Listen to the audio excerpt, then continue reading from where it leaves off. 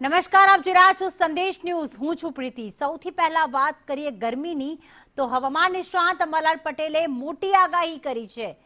12 મે થી રાજ્યમાં ભીષણ ગરમી પડશે તેવી આગાહી કરવામાં આવી છે. તો મધ્ય અને ઉત્તર ગુજરાતમાં ભીષણ ગરમી પડશે અને ગરમીનો પારો 45 ડિગ્રીની પાર પણ પહોંચે તો નવાય નહીં. 20 મે સુધી આ ભીષણ ગરમી પડશે.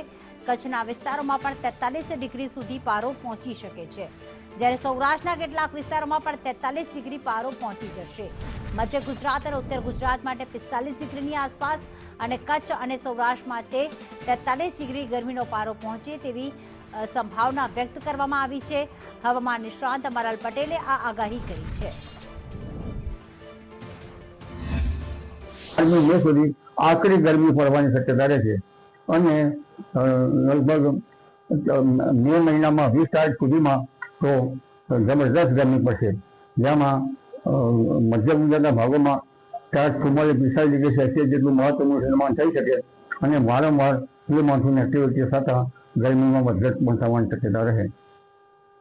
આ ઉપરાંત ઉત્તર ગુજરાતના ભાગોમાં પણ 43-44 ડિગ્રી સેલ્સિયસ જેવું મહત્વનું નિર્માણ થઈ શકે અને કચ્છના ભાગમાં પણ 42-43 ડિગ્રી સેલ્સિયસ જેટલું મહત્વનું નિર્માણ થઈ શકે.